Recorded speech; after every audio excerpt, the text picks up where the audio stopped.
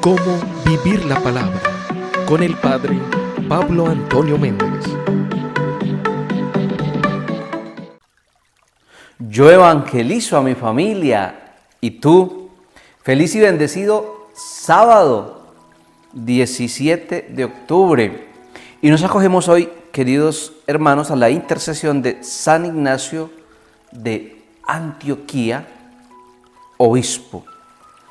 Y el evangelio para este día está tomado de el capítulo 12, versículo 8 al 12 de San Lucas. Y también pedimos hoy la intercesión de la Santísima Virgen María. Os digo que si alguien se declara a mi favor ante los hombres, también el Hijo del Hombre se declarará a su favor ante los ángeles de Dios. Pero si alguien me niega delante de los hombres, también será negado delante de los ángeles de Dios.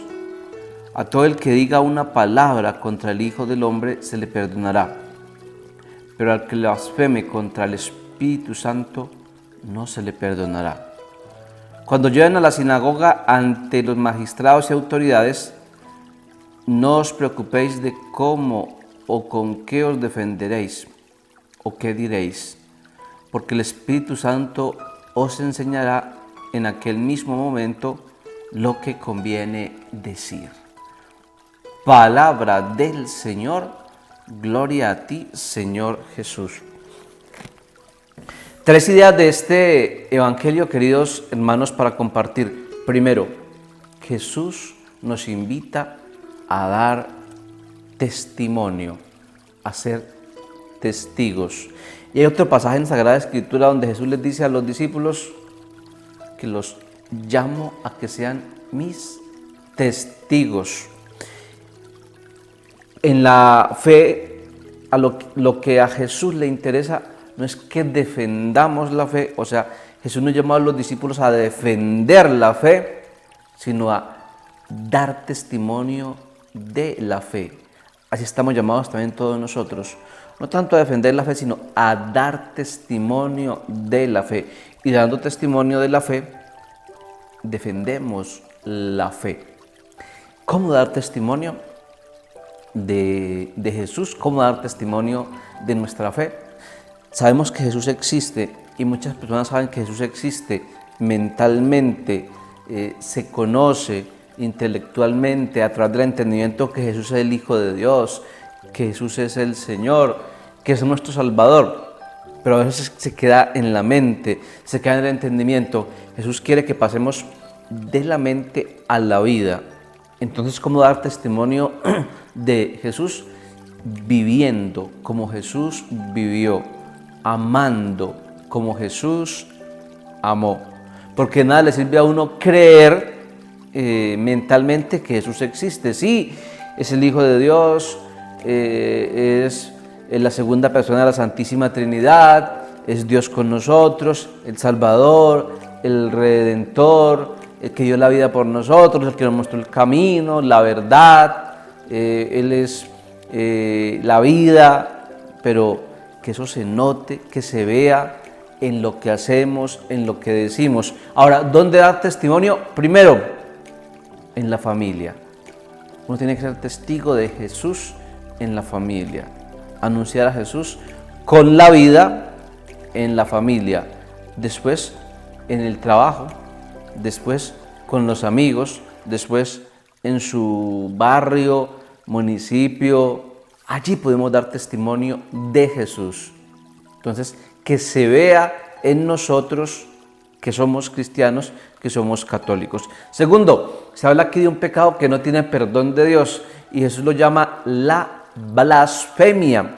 ¿Y qué es la blasfemia? No es decirle groserías a Dios, no es hablar vulgaridades como algunos piensan o creen. La blasfemia es, como Jesús lo dice, el pecado contra el Espíritu es cuando una persona desconoce la misericordia de Dios. Ejemplo, cuando alguien, por ejemplo, dice, mi pecado no tiene perdón de Dios. Hay personas que cometen pecados y se niegan a creer que el pecado que han cometido tenga perdón de Dios. Y dice, no, es que mi pecado es tan grande que ya, o mejor dicho, no creo que tenga perdón de Dios.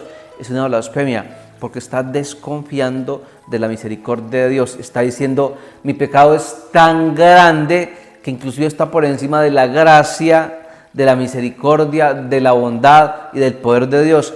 Eso es blasfemia. Eso es blasfemia. Cuando yo o cuando alguien cree que el pecado no tiene perdón de Dios, se desconfía de la misericordia de Dios, se duda de la misericordia de Dios. Por eso uno escucha expresiones a veces que son muy feas, de desconfianza de la misericordia de Dios. Por ejemplo, esa persona no tiene perdón de Dios. ¿Cómo va a decir que no tiene perdón de Dios? Si el perdón de Dios y la misericordia de Dios es infinita, si el perdón de Dios y la misericordia de Dios es grande, si el perdón de Dios y la misericordia de Dios es maravillosa, pues es el pecado más grande, más terrible, siempre la gracia de Dios, siempre el poder de Dios, siempre la misericordia de Dios será más grande que todos nuestros pecados. ¿Cuál es la condición? El arrepentimiento. Y dice aquí el Señor, no tiene perdón de Dios. Claro que no tiene perdón de Dios. ¿Por qué? Porque una persona que no reconozca la gracia y la misericordia de Dios, que no crea que Dios tiene poder para perdonar, para entrar en su vida, ¿Dios cómo va a entrar? Dios no puede entrar. El Padre Pío de Pietrelcina decía que el mal es tan astuto que aún después de uno confesarse, empieza a meterle una tentación. ¿Y cuál es la tentación? Hacerle creer y hacerle pensar que sí se confesó, pero que no ha quedado perdonado. El pecado de la desconfianza en la misericordia de Dios. Tercero, dice Jesús, el Espíritu Santo os enseñará lo que conviene. El Espíritu Santo, Jesús no lo dejó. Recuerden cuando fue a ascender al cielo, antes de la ascensión, cada rato el texto de la Sagrada Escritura, o mejor la palabra de Dios, dice que Jesús nos hablaba de que les voy a dejar un paráclito, un abogado, un defensor, alguien que los va a consolar, que los va a defender, que les va a ayudar. Hoy nuevamente aparece en este texto, el Espíritu Santo os enseñará lo que tengáis que decir, cómo se tienen que defender, o sea, que tenemos que volvernos amiguísimos del Espíritu Santo. El Espíritu Santo está en este mundo, el Espíritu Santo es el alma de la evangelización. No se entiende una persona que quiera evangelizar, no se entiende una persona que quiera hablar de Dios, no se entiende una persona que quiera dar un consejo, que sea católica, cristiana, católica, comprometida, y no pida la ayuda del Espíritu Santo. El Espíritu Santo es el que coloca en nuestros labios,